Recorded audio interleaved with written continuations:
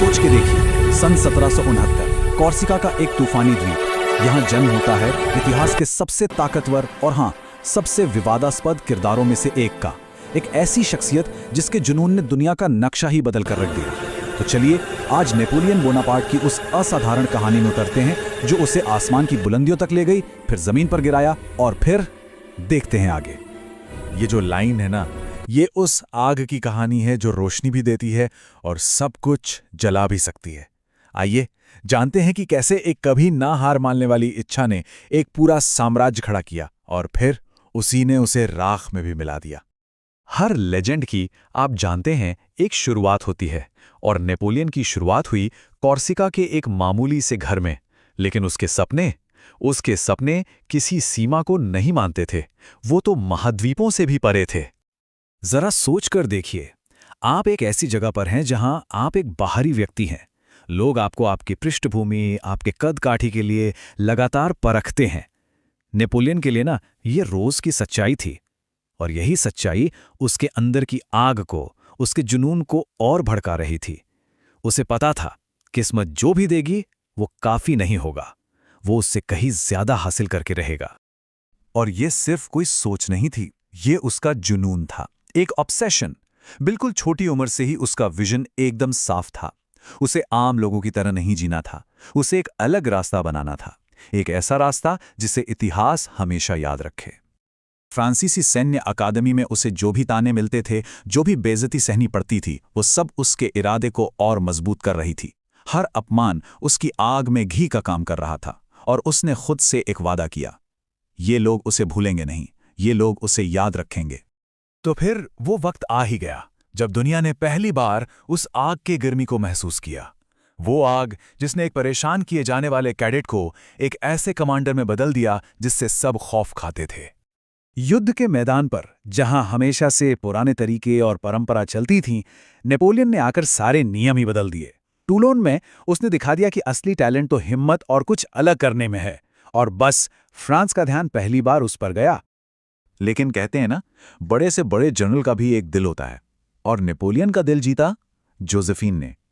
एक वक्त के लिए तो जोसेफिन का प्यार ही उसकी सबसे बड़ी जीत थी, एक ऐसी ताकत जो उसे हर लड़ाई में हिम्मत देती थी। और अब हम पहुंचते हैं उसकी शक्ति के शिखर पर, एक ऐसा पल जो उसकी जिंदगी का सबसे हिम्मत वाला और सबसे चौंकाने वाला काम साबित हुआ।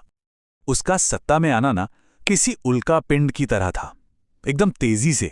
सोच के देखिए, कुछ ही सालों के अंदर एक छोटे से द्वीप का लड़का एक पूरे देश का, एक पूरे साम्राज्य का मालिक बन गया।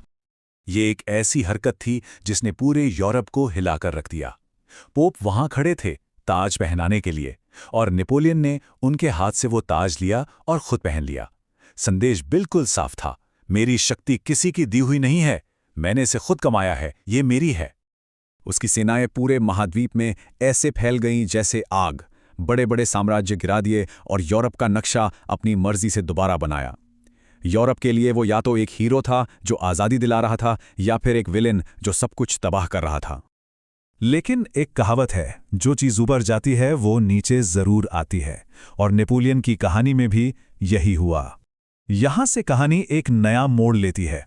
उसके पतन की शुरुआत होती है उसकी सबसे बड़ी सैन्य गलती के साथ। ये जंग इंसान और कुदरत के बीच थी, और इस बार कुदरत जीत गई। रूस की उस क्रूर सर्दी ने नेपोलियन की सेना को ही नहीं, उसकी कभी ना हारने वाली छवि को भी बर्फ में दफना दिया। ये उसकी पहली बड़ी हार थी। लीप्जिंग में जो सहयोगी कवि उसके साथ थे, अब उसके खिलाफ खड़े थे, और देखते ही देखते वो पूरा साम्राज्य जो उसने अपनी तलवार के दम पर बनाया था, ताश के पत्तों की तरह बिखर गया। सोचिए जरा, ये कितना बड़ा पतन था। जो इंसान कल तक दुनिया का मालिक था, वो अब एक छोटे से द्वीप पर कैद था। चारों तरफ सिर्फ समंदर की लहरें और शायद पछतावा। लेकिन ठहरिए, कहानी यहां खत्म नहीं हुई। अभी तो इसका आखिरी और सबसे नाटकीय अध्याय बाकी है। उसकी हिम्मत भरी वापसी, उसकी आखिरी हार और उसका अकेला अंत। जब सबको लगा कि नेपोलियन की कहानी अब इतिहास के पन्नों में दफन हो चुकी है, उसने वो पन्ना ही फाड़कर एक नई कहानी लिख दी। एल्बा से बचकर निकलना नामुमकिन था, लेकिन उसने कर दिखाया। और फिर आता है वो ऐतिहासिक पल। राजा के सिपाही उसके सामने थे। उसने अपनी कमीज खोली, सीना सामने किया और कहा, मारो। लेकिन उसे गोली मारने के बजाय वो सैनिक उसके कदमों में झुक गए। फ्रांस एक बार फिर अपने सम्राट के साथ था। पर यह वापसी ज्यादा दिन टिक नहीं पाई। वाटरलू के मैदान पर किस्मत ने आखिरी बार उसका साथ छोड़ दिया और उसकी जीत का, उसकी शान का आखिरी सपना हमेशा के लिए टूट गया।